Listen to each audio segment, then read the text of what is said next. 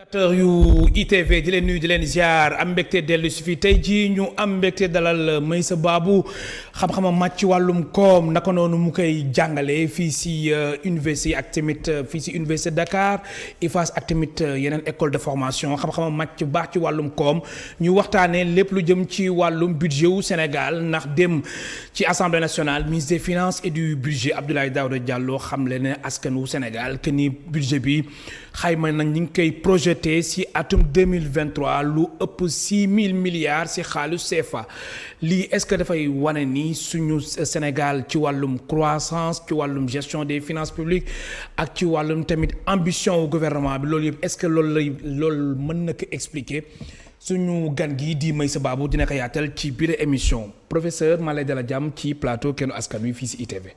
jërëjëf Asmalik. maa ngi lay siyaare di la sant bu baax. ci dalal bi nga ma dalal di nuyu waa kër gépp ITV.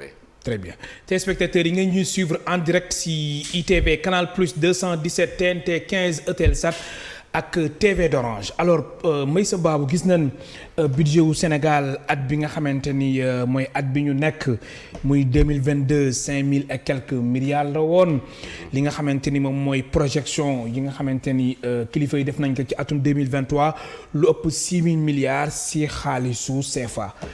Surprise la si yow wala c'est tout à fait normal. non du surprise. C'est normal. oui.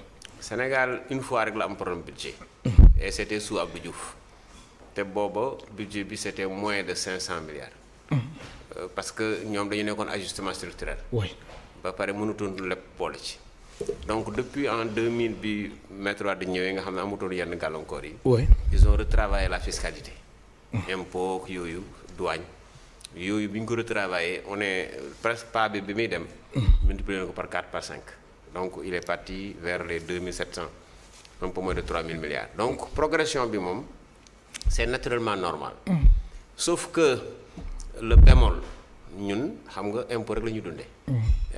Sénégal dañuy wax ne amul diamant amul or amul pétrole amul gaz. ba tey jii may wax ak yow.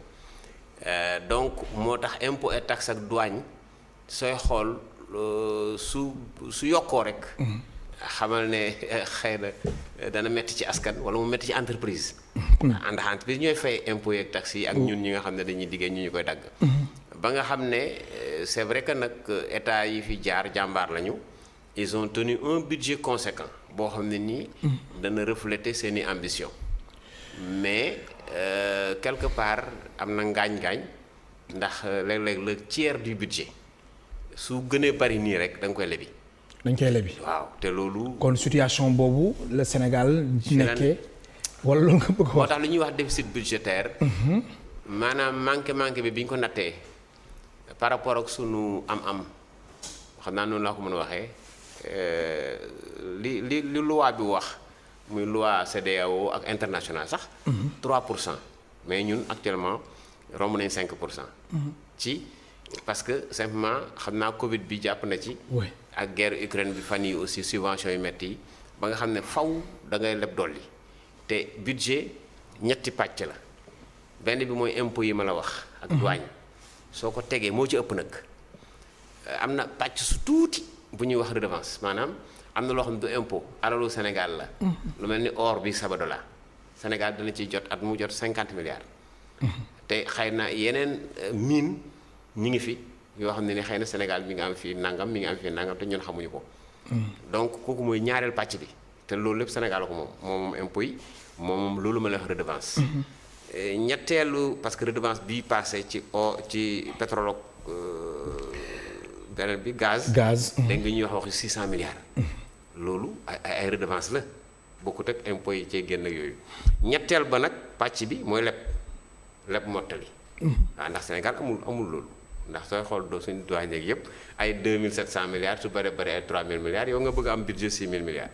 kon da ngay gis ne leb bi sax xëy na moo ci problème daal ndax dañuy dem ba tollu foo xam ne nii lañ cay jël dana bari boo xam ne nii dana tax déficit bi bu ma lay wax noonu di creuser wu di gën a yaatu loolu tamit taxu ko baax. très bien alors est-ce que Sénégal dafa war a jàngat bu baax a baax ci budget yi nga xamante ni. ñoo fi jaar bu si mel ni 2022 bi 5556 milliards si xaalis CFA naka noonu 4000 milliards si at ba sa jiitu ak ñoom seen ñuy xaarani 6 000 milliards ci projection yi nga xamante ni moom nañu xaarani 2023 est-ce que répartition bi nga xamante ni moom la kilifa yi def ci budget yi jàpp nga répartition bi nga xamante ni bu yem la te maanaam bu jaar yoon. soo ko waxee baykat yi de ñu jàppante yow. maanaam ñu ñuy répartir budget bi. soo ne baykat yi lii am na fi ñu ne la amu fi du dëgg soo ko waxee sàmmkat yi ñu ne lii. lu tax mais parce que jotuñu ci. jotuñu ci demal nga wax ko waa hôpital. mais pourtant budget yi ñoom si nañ bokk. muy santé muy éducation muy secteur agricole. mais pour ñaata xam nga yow mbay mi suñ ci defoon 300 milliards kon réew mi bu koy dégg napp bi ñaata lañ ci def dafa mat def nañ 50 milliards. kon da nga bëgg wax ni budget bi daal nu ñu koy répartir am na ay secteurs yi nga xamante ni lu ñu koy répartir lu xew mais option la ci gouvernement bu ne. yow yaay def li ñuy wax sa feuille de route. très bien maanaam yow sa politique de développement. yaa xam lan mooy say priorité. léegi nag foofu le Sénégal lajj depuis 1960. déet waay mais ak ñi fi jaar yëpp. seen xam-xam màcc ci wàllum koom gis nañ fi aussi ay plan Sakho gis nañ fi aussi ay plan structurel ak. waaw lu tax ñu bàyyi fi hôpital dem di fajoo ji Maroc lu tax duñ jàngee Sénégal dem di naan Canada moo ñu gënal. est-ce que xam nga ñi ñuy wax ay pays émergents ay Bangladesh ak ay. yeneen pays ñoom seen ak yooyu. mais ñooñu duñ fajoo ji ci àll duñ jàngi àll.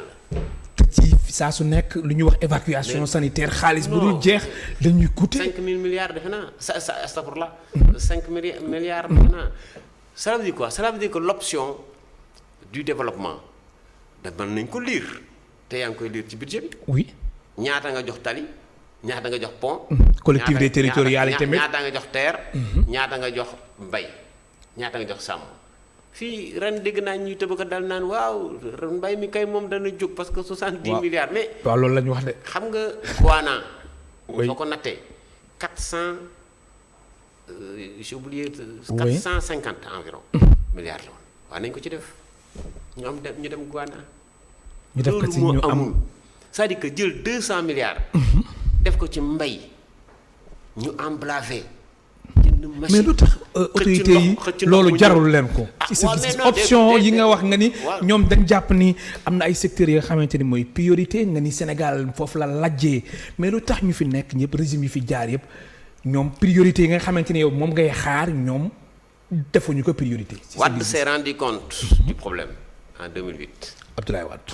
ndax dafa amoon crise subprime yi amoon États-Unis nga xam ne demoon nañ ba ceeb mënuñ koo importer Sénégal yaa ngi fàttali crise 2007 2008 boobu. oui Wade caa génn rek ne Guana parce que xamoon na ne pour mu am ceeb diplomatie Sénégal moo ko dem lijjanti ci mais tey ñu ngi nii ci blé on a des problèmes diplomatie bi su jógul fi mu ne nii doo ko am parce que Inde nee na moom ceebam sax dootul da koy téye loolu daloon nañu ci kii bi donc.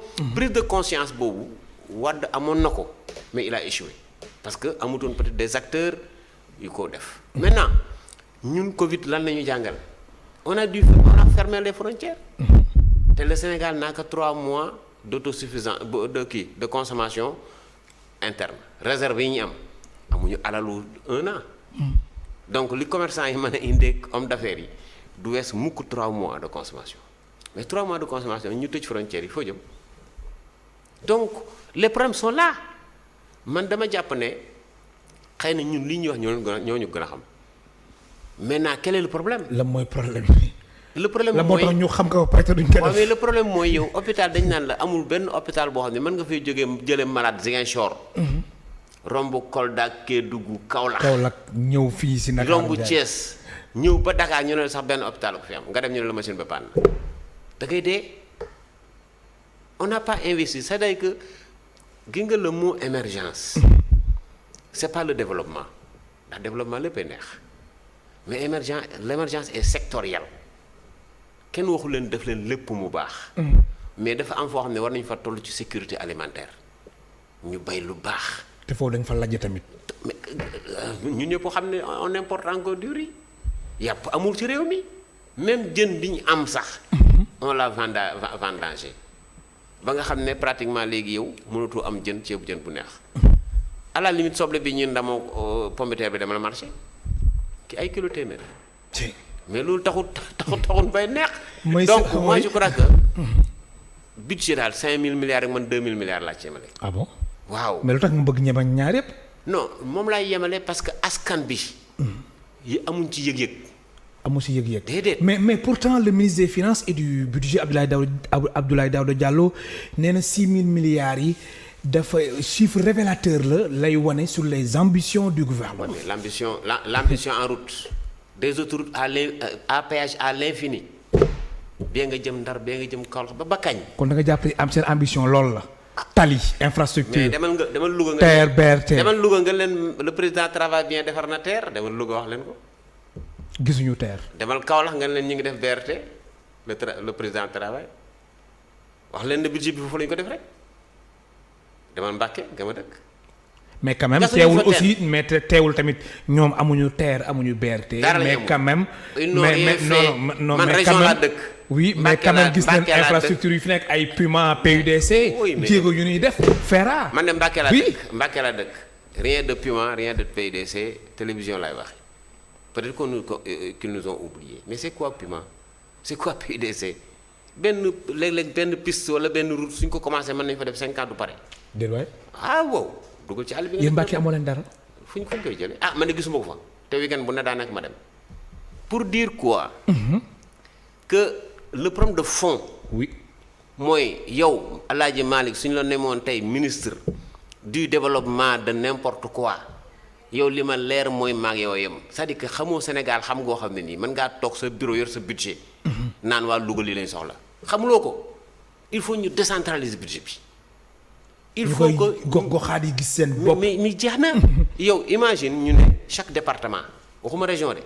département bu ne nañ ko daggal benn sagaru 5 milliards kese nañ leen jox ko 5 milliards yow 5 milliards soo ñu ko joxoon ñun Mbàkke amul tali boo fa baax nag fi ne ñun danañ rafetlu suñuy tali suñu stade bee te pare danañ ko 5 milliards yi ren dañuy parce que département bi su boobaa day def assemblée générale am.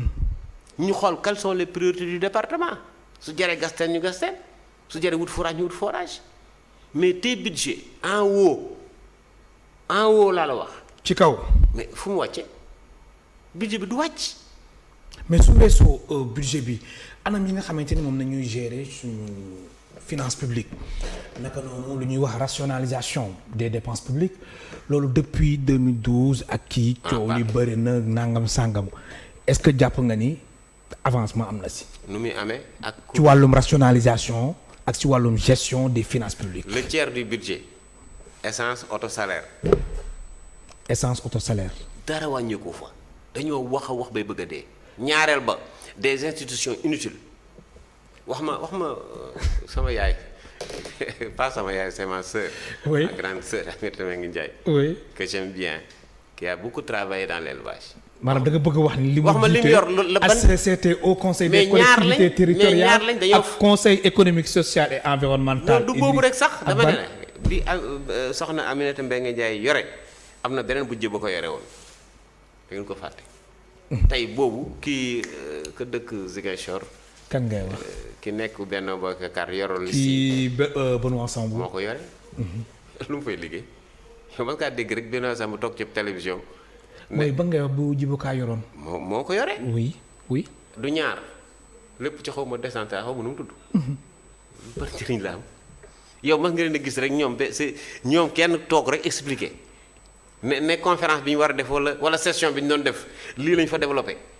mais pourtant dañuy def ay session def ay session jëm ci wàllum éducation jëm ci wàllum santé nanga xoolal mais ñu quand même couvrir nañ ko quand même. Malick mosoo ko couvrir ba pare. non couvrir nañ ko du benn couvrir ngeen session conseil économique social. oui. bi fi kii ñëwee ba léegi. Idrissa Seck du benn du ñaar oui. benn yoon wala ñaari yoon. non du benn du ñaar. bref mais da nga bëgg wax ne daal yooyu yëpp amul. budgétivore c'est vrai que lu mel ni assemblée man contre ma ko. lu mel ni conseil économique social sax man contre ma ko. ndax démocratie dafa ànd ak sa décor. démocratie. oui day ànd ak ay maison kër yu mel noonu c'est normal mais pourvu que ces gens là travaillent aussi. mais teg leen fa tu vois pas en fait le rendement. ce que je veux dire mooy Sénégal dafa am fu mu tolluwul. kon gestion sobre et vertueuse bi Macky Sall doon woote ak yow li nga gis ci wàllum rationalisation. non sobre ak vertueuse bi sax. oui. ça c'est la gouvernance financière. Bien sûr. te loolu moom dama koy bàyyee OFNAC du ma ci wax. loo si wax. gouvernance financière la ca OFNAC wax doy na du ma ci dool dara léegi nag lii. gouvernance financière la boo xam ne nii gestion bi ñuy wax ne ñoom sobre et vertueuse. sobre bi kese soo ko jëlee da nga xam ne lii maison yi ñuy teg nii lekk xaalis la ak placer des hommes. donc ay da nga jàpp ni clientélisme politique. non ñun dañoo am ay baat ñun dañoo am ay baat rationalité am opportunité baat yooyu soo ko dee jël du ma ne Sénégal tollul fii de. mais Sénégal tal la leneen ñun loolu mooy suñu wax. maanaam priorité yi leneen la. jeex na donc te am nañ ko mën nañ ko et c'est ça qui est moo metti ci xol. ndax ku ne la Sénégal mi ngi développé projet terre ay 1000 ñu naan 1000 milliards. mu wëlbati ko defar la BRT boo xam ne suñ paree dana egg 1000 milliards mais suñu ne la Sénégal mënul def autosuffisance alimentaire ci 500 milliards mais doo gëm. doo ko gëm que demande la production sanitaire. pour qu'on soit émergent xam nga lu ñu wax léegi dama ko dagg émergence sectorielle la on peut être émergent en santé kenn dootu génn réew mi di faju ji moom. xanaa ko ku repp di dee. ndax li koy faj machine dong la ak ay nit te on a des gens bien formés. nañ jëndi machine tu mets 150 milliards 200 milliards. te ñu bëri ñu ngi jàngee fii di dem seen réew di fa faj gis nañ fi. mais ñun après gars yi dañ leen di fekki foofu. bien sûr te ñoom ñuy fekki ñoom ñoo ñuy faj te fii lañ jàngee. par conséquent li ñuy wax ñun mooy pour askan bi gis boppam ci 1000 milliards ak 10 000 milliards budget la yemale mais fekkal askan yi fu mu ne. bay sàmm. napp nga soo ko dajalee askan 70% des Sénégalais. te yow budget wu 6000 milliards ak budget wu 2000 milliards yëpp a yem si yow. yëpp a yem lépp ci autoroute la jëm ak pont. mais si boobu lay jamono si projection jëm ci wàllum taux de croissance. ñu ngi xaaral ni ci atum 2023 7,8%. naam sax fekkee ni amoon nañ ci 2020. 1% ndax ci wàllum Covid bi après mu xawaat yéegaat dem ba 5-6% mais 7,8% taux de croissance mais yow da nga bokkoon ci économie si nga xamante ni da ngay wax ni taux de croissance du la nga xamante ni dañ koy lekk. on ne mange pas la croissance. après te loolu yaa ngi fa ba léegi. mais ci la ne parce que la croissance ñi ko inventé. dañ ne elle est interne inclusive. maanaam yow man la ñun ay sénégalais lañ Sénégal lañ dëkk sa boulangerie dox sama boulangerie dox nga am sa bénéfice def boulangerie man sama bénéfice ma tabax ci wala ma tax ci jabar mais Sénégal lay des benn dërëm du génn faw su ma wutee beneen boulangerie damay embaucher nit croissance boo gis day ànd ak emploi création d'emploi mais croissance boo xam ne nii ku ne sa bénéfice jël nga ko yóbbu réew ma nga dëkk yow au lieu nga créer deuxième boulangerie fii en tant que ivoirien parce que yaa ngi Sénégal nga dem Côte d'Ivoire def fa deuxième boulangerie. suñu croissance loolu la tekki. suñu croissance loolu mooy extraverti. oui tubaab yi lu ñu fi liggéey ci banque ci supermarché ci nangam jabar sax duñu ko fi tàkk. di waay. ah duñu yóbbu seen xaalis seen réew. loi moo leen ko may sàcc ñu ko fenuñu ko donc li ñu bëgg mooy la promotion. des Sénégalais. on a des ténors dans ce milieu là. mais su fekkente ne patriotisme économique amul doo leen jox yenn marché yi. mais finalement ñooñu su yàggee dañuy nasax. suñu secteur privé national bi secteur privé national bi. su yàggee dañuy nasax mënoo jël lépp jox ko ay chinois ak i turc soo demoon tey Maroc mais pourtant état bi saa su nekk dafay jug di gën di wax ni ñoom discrimination positive dañuy def saa su nekk dañuy jàppale suñu secteur privé national. su dul benn école bu daanu daal. benn classe ñu ne benn classe école bu daanu daal ñu ne demal defar ko loolu moom. loolu de daal di gis naa ko wala benn tali bu ñuy rafistole ñu ne ñu jox ko benn Sénégalais mu dem rafistole ko mais du pont du terre du BRT du leen ñoom ñëpp am nañ ci ay participation mais sous-traitance. ba ci ay lan moo xew manque de confiance la wala suñu secteur privé national. amuñu aussi doole ñoom ñoo war a quand même góorgóorlu. amuñu ñaar manqué na leen benn amuñu accompagnement financier. ndax chinois boo gis ak turc benn ponkalum banque nga ci ginnaaw ne ko lu gaa yi waxoon neel waaw. ñoom mën nañ la defal clé en main benn dërëm duñ la ko laaj loolu tax na gouvernement bi facilité boobu ko yóbbaale ñaareel ba technologie bi amuñu ko gars yi ñooñu mën nag. si wàllum xarala yu bees yi.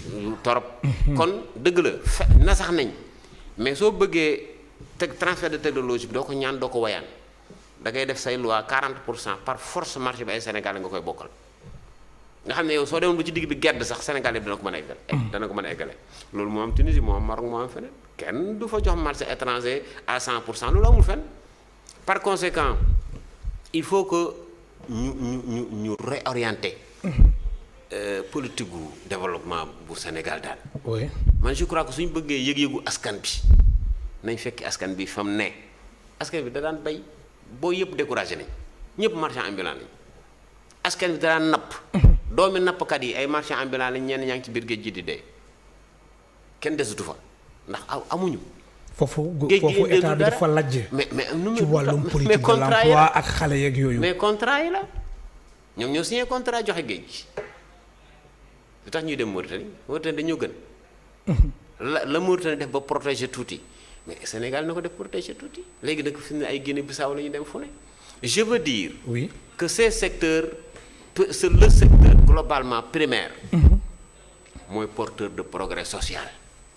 soo bëggoon te 4 millions de Sénégalais jeunes 3 millions liggéey suba demal ci napp bi ak mbay mi point.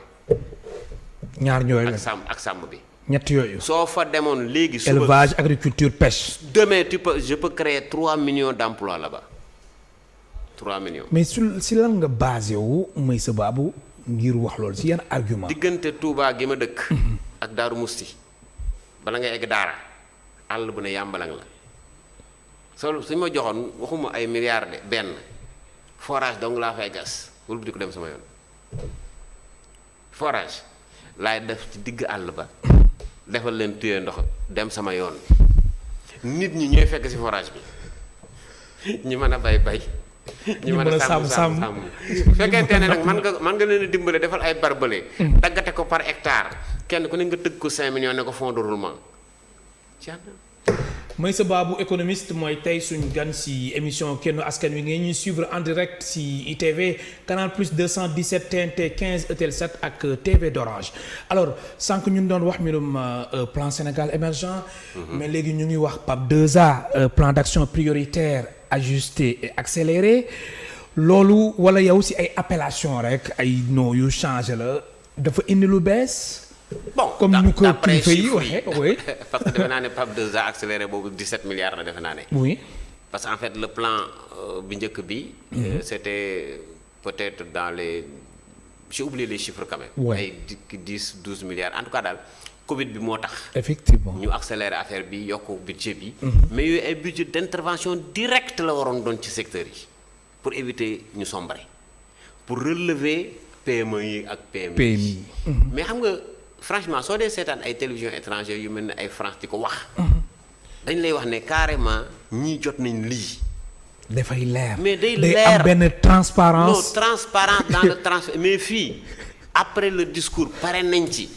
kenn du xam fu affaire yi. ki ko yore su toogoon chaque 2 mois mu toog ne diw jot na temps PME la lii lay liggéey.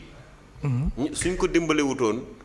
day daanu te su daanu woon par exemple 15 personnes ya fay liggéey 15 donc seen liggéey day yàqu nga ne jox nañ diw def nañ secteur bii mais mu leer mu am loo xam ne nii day dugg ci noppu nit ñi mais gi nga keroog bañ defee discours ba wax ko lañ ci pare doo dégg mas a dégg évaluation te it doo dox ci mbedd ba kenn la man PAP 2A jox nañ ma dara mooy comme DER bi rek da ngay dox ba tas ku ne koo romb ci mbedd mi laaj. man dama doon def mais quand même am nañ quand même. non moi je faisais un sondage. mais am na ñu si am. quand même non du ñàkk. am na ñu accompagner. am na mënul nekk zéro réalisation. vraiment mais dama ne la man je fais un sondage. oui dafay tukki damay ànd ak sama étudiant je fais souvent des tournées. oui mais da nga dul gis man de gisuma ku ne gis naa wala man sax dégg naa ko xam naa nag am na. mais fam am ak ña ko am mais. il faut qu'ils se révèlent ñu xam yan secteur d'activité lañ leen financer et puis après 1 an 2 ans d'activité ñu def évaluation mais c'est ça ñu wone ko ñun ñu gis ko gëm ko c'est-à-dire je ne dis pas que c'est pas bon parce que c'est pas bon moom bokkul ñun ci suñu langage. effectivement léeg-léeg du gën parce que am na lii ma la wax nii ci 1 milliard. mais projet kii bi 100 ils sont à 100 milliards. ban projet nga bëgg wax. jëm ci fan. mi ngi côté Diamniadio defe naa am na benn oh là là tur bi la fàtte 100 milliards depuis 2014 ñu koy réaliser 100 milliards. téeméeri milliards. mais oui. J'ai oublié c'est le jeune économiste là. moo koy directeur général bi. lan nga bëgg a wax. Prodac wala. Prodac. programme des domaines agricoles communautaires. mais attends depuis 2014. te Pape Malick Ndour jiite ko. waaw depuis 2014. mais en quoi aujourd'hui. oui ce Prodac là par rapport à l'investissement de base laa wax de. ñaata tey waroon nañu wax ay 300 000 emplois. ma de 100 milliards. non mais 100 milliards dafa bëri de. dafa bëri. 100 milliards dafa bëri. mais pourtant gis nañu coono 100 milliards boo gis. oui. dëgg waroon na indi àddina ak li ci biir. sama axalaat taar rek lay wax. Pape Malick ku baax na nag je le salue au passage. mais mu jàngal nga ko. non jàngal ma ko defe naa feneen la jànge mais très bien. je veux dire il est très brave nag. mais je veux dire il faut qu'il communique. il faut que ces gens là montrent. li nga xam ne financement bii ñu leen di wax. ñoom lii lañ si def ñu wax aussi dag yi domaine agricole communautaire bu Itato domaine agricole communautaire bu CFA nangam sangam. zone agricole spécialisée. oui les ZES. mais c'est que avec day mujj bari structure day mujj bari ak zone économique yeeg yëpp. mais structure day mujj bari ba yow finalement sax tu ne te retrouves plus. man ba moo dëgg dalee xam naa ne ñàkkul def nañu fa dara. mais man sama akulaay taala lay wax. très bien ndax aw ma jotu dem fa. aw ma jotu visiter ko. te ñoom it dañoo wane wut. kon nag il faut. maanaam il faut ñuy communiquer qu'il se fasse voir. il faut que ñu communication aussi loolu daf ci bokk. am na solo. waaw Meissa Babou économiste mooy tey suñu gan si émission Kennu Askan Wi. alors 244 milliards jëm ci wàllum collectivités territoriales yi ak institutions de protection sociale et des entreprises publiques si projection 6 000 milliards yi nga xamante ni moom lañu xaaral ni 2023. waaw xam nga chaque année. gouvernement bi dafa am lu mu wékk. communauté yi maanaam soo xaymaa ne yow yaay gérer dispensaire dafay salaire yi rek. oui xam nga ne am na ci ñoo xam ne ñi ngi bëgg a dee ndax fay salaire ci dispensaire ak la ca aju loolu dafa diis. donc am même defe naa ci gestion école yi est-ce que bàyyeewuñu leen ko. par conséquent état bi mu defee loolu dana ne waaw kenn ku nekk nag dinaa la subventionné nangam. loolu mooy lii nga xam ne dañ koy jot. te loolu sooy xool daanaka ci fonctionnement mën nañ ko dugal ñoom ci fonctionnement c'est très rare ñu mën ci réaliser benn investissement donc par rapport ak lu ñu doon wax léegi la décentralisation. oui loolu pays bu mel ni Togo mi ngi doon joxe 6 milliards. 500 bi gars yi dawalee 3 ans 2 ans 3 ans ils se sont rendu compte que ne 6 milliards yi gars yi mënuñu ko jeexal. non procédure administrative yi dafa ak appel d'offre yi. oui lenteur administrative li ñu leen di imposer dafa yéexoon ba chaque année daanaka su ñu la joxee 6 milliards 6 4 yi fa lañu ko fekkaat parce que day fekk réaliser woon marché bi. effectivement quand des spécialistes m'ont appelé ne ma il veut réduire ça xaw ma def ko 4 milliards xaw ma jusqu'à 3 milliards demi mais ne leen baax na l'essentiel est que ñu ñam loo xam ne nii suñ toogee xam nañ ne 3 milliards du caaxaan am na lu mën. donc foofu rek laay waxee ne lii ñu leen di jox mayuñu leen ko dafa am état fu mu déchargé woo jox leen ay responsabilités donc forcément il faut mu subventionner. très bien alors budget 6 000 milliards 2023 di coïncider ak démarrage exploitation suñu gisement yu jëm ci wàllum gaz ak pétrole. loolu Sénégal avancement rek la si mën a gis ci wàllum développement mais amul benn loo xamante ni mën na lëkkale ñaar yi ni mel. ci wàllum budget bi ak ci wàllum. li nga xamante ni moom nañuy xaar. mais si oui. mais si lan parce la que loolu tax sax defe naa ne ñu egg 6 000 milliards yi parce que xam nga président de la République demoon na fi Diamniadio di wax ne xaalis bi ni ñu koy def boobu ñu ngi doon taabale def naa ne moom d'après son discours je crois que c'était dans les 600 milliards. bi coow li bëree mujj di ñu ne nañ ko def ci budget bi. ma ne ay parce que loolu baaxut. ah baaxul. non baaxut. si gi nga loolu xaalis boobu dañu ko war a ber. soo ko dëggoo ci budget bi day seey. billaay salaire lay jar ak oto. waaw 600 milliards yi. dañ ko war tegee ne. mais nañ ko teg nee santé ñu ne la am nga 150 milliards. éducation. ñu ne la 150 milliards. énergie. 150 milliards collectivité territoriale ñoom seen. non pas collectivité territoriale mais ay secteurs d'activité. agriculture ay secteurs clés. clé agriculture pêche santé éducation nangam ne ku ne am benn 150 milliards boo xam ne nii da ngay autonome yow moom sa 150 milliards lijjantil santé. yaa xam 100 milliards yi da nga koy jënde matériel benn 50 milliards bi nga def at mii nga def tabax ci hôpital déwén nga def noonu mais soo ko defee 3 ans lépp baax mais soo xasee ba dugg ci biir budget bi laay day nax saay ndax budget bi xam nga ni muy doxee nii. li ñu doon wax léegi ne budget bi dafa kawe. budget bi wàccul. ci kaw la. waa ci kaw la. ba baykat man ci gis. dafa war a wàcc suuf. mais dafa war a wàcc. askan bi gis ci boppam. mais c'est tout. oui. fekkante ne réew moo xam ne soo fayee courant di bëgg a dee su ñu joxe facture nga xam. dafa métti de maa lay gërëm baax di la sant malheureusement nag yow da nga am ay contraintes ndax da nga war a dem université joxe foofu cours moo tax du ñu mën a. àggali continuer émission bi maa lay gërëm baax di la sant. ci sa disponibilité dafa gàtt rek. dafa gàtt mais yow yaa ko gàttal. waaw yaa ne moom da nga war a def. voilà tey moom wax dëgg yàlla damaa xamul nu ma lay def ak waa ITV yëpp nag. oui parce que vraiment temps yi dama xaw a xat. dëgg la soo seetloo sax doo ma gis ci benn tey laa peut-être mooy sama premier plateau. effectivement ci weer yi yëpp xam naa sama gars yi gisee mais maa ngi sant ñëpp di leen gërëm. di la gërëm baax di la sant. merci beaucoup téléspectateurs yéen tamit amul seen fay ñu leen di gërëm baax di leen sant mu nekkoon Meissa Babou économiste mu nekkoon tey suñu gan si émission kennu askan wi Ramatoulaye Sall Diop moo nekkoon ci réalisation bi ak Ablaye Ndiaye ak Dami ci caméra yi Angèle Sambou ak Cheikh Ahmed Tidiane Diouf bon week-end.